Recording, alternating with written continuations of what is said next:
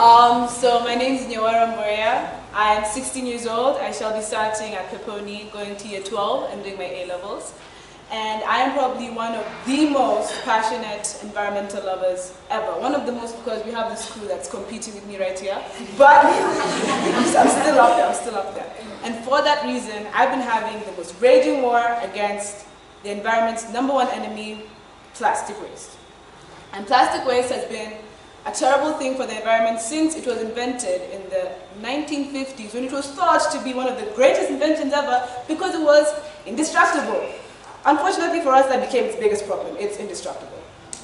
So, you've probably seen from TV shows, documentaries, scholars' presentations, social media, the internet in general, that plastic waste has been a huge, huge problem. So, let's see how bad it's actually gotten.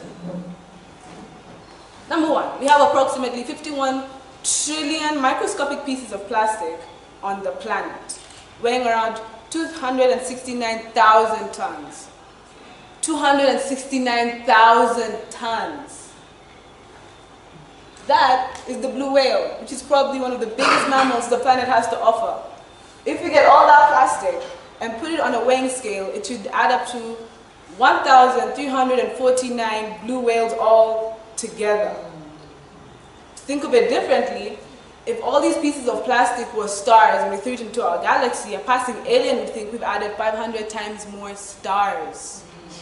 That's how much plastic we have. If we wanted to decorate the Earth, we could cover it 4 times with just plastic.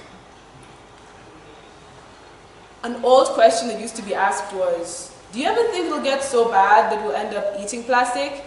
That's no longer fantasy, it's fact. The new question should be, how bad is it for us, because we already ate it. It's 1 in every 3 fish have plastic. And you know that. You see the cows eat the plastic, the sheep eat the plastic, the goat eats the plastic. Matter cannot be created or destroyed. Our science people can tell us this. It can only be transferred. So the plastic will go into the ocean, will be eaten by the fish. You will eat the fish. The plastic is in you. You'll probably die. You'll die, your body will disintegrate. It will go into the soil. We grow a new plant. Eat your vegetables, you eat the plant. You get sick. You wonder what's happening. Plastic chemicals release these 2 terrible chemicals that I cannot pronounce for the life of me. PCB and DDCT. What they do, they are linked with endocrine distributors and they allow cancer to kill us. So every single time you leave a plastic bottle or plastic paper or plastic anything in the ocean, what you said is that you are 100% okay with cancer defeating us in the food chain. That's terrible. We've held the food chain for like years now. But we're dying slowly because it's self-poisoning. It takes around 1,000 years for plastic to decompose, which means that every single piece of plastic that's ever been created is still with us today and will be with us for more time. And since plastic is being created today, for generations and generations and generations, it's just going to be there. What's interesting is that 9% of plastic waste gets recycled, which means 91% of plastic waste does not get recycled. It's just sitting there, slowly killing us. Flashback. Last year, 2018, I went to Donholm on a plastic mission to destroy plastic.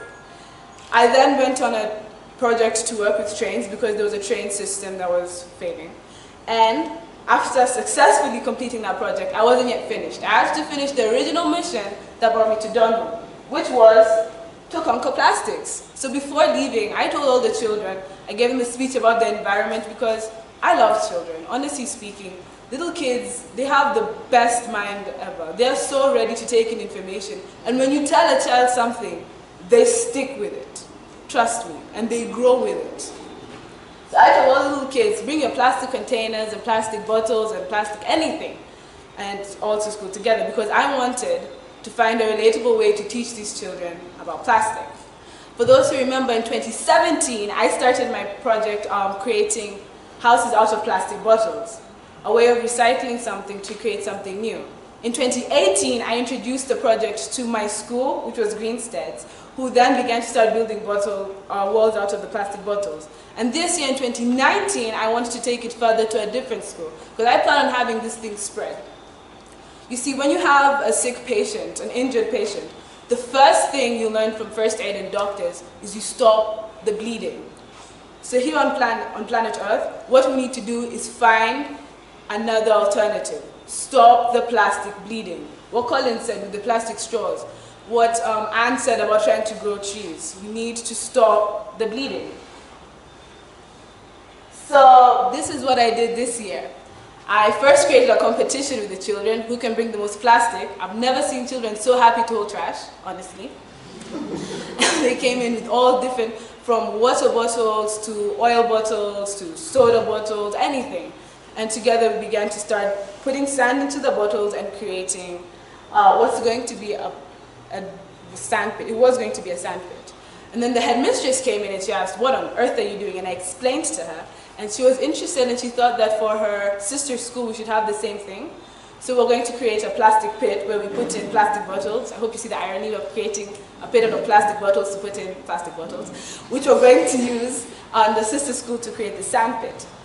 The journey was slow at first, trying to get the kids to put the sand inside the bottles. But you know how children are. They see one child do it and the other child wants to do it, and sooner or later we had loads and loads of children all putting sand into the bottles. This is perfect because I want them to grow up knowing they did it. They took a problem and they worked on it and they made a solution out of it. So it can grow, like with the plastic bags. You see the plastic bag ban that we had in Kenya. We go to the shops and we forget, oh man, I forgot my bag at home and I can't get a plastic bag. And it hurts us. But the generation below us will grow up knowing that we don't want a plastic bag ever. And that's what I want. I want the generation below us to grow up knowing that there's always a solution to any problem. So here's the finished project. And this is what I learned.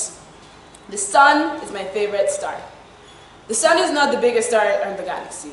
And the sun is not the brightest star in the galaxy. But the sun shines as if it were the biggest, most important star in the galaxy. And because of that, we get our seasons, we have our plants, which get photosynthesis and feed us. We have light, we have heat, we have warmth. And that's what I want us to do. I want us to act as if we are a star trying to save a planet. Because the sun probably doesn't know that it's helping 7 billion people. It just shines all the light that it can. And you don't know how much light you have in you and shining it, what it can do for the next person. Even if it's just picking up a plastic bottle and throwing it away. When I went to Dawn Home, I went to help the children understand how to use plastics to create something new with my plastic bottle building. And what's interesting is parents came in and different people from the community came in and they also began to get interested and ask me questions. And a lot of people coming up to me and asking me, how did I think of this? Is it possible? What are the benefits of it? And some saying, you know, I'm actually going to start this. I have chickens. I can make a chicken house out of this.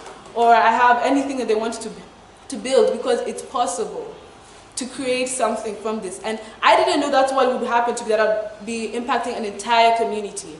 And you don't know what you could do if you started by something small. So my message for you today is shine as if you are a star saving a planet. I'd like to thank my parents for taking me to Dawn Home every single day. It's pretty far. I'd like to thank the Beacon Trust for giving me this opportunity for the last 4 to 3 years, for helping me impact the planet and destroy plastic waste. I'd like to thank the Beacon Scholars for supporting me. I'd like to thank the school for listening to my ideas, the children, and to all those people out there who are single-handedly trying to destroy plastic waste. Thank you.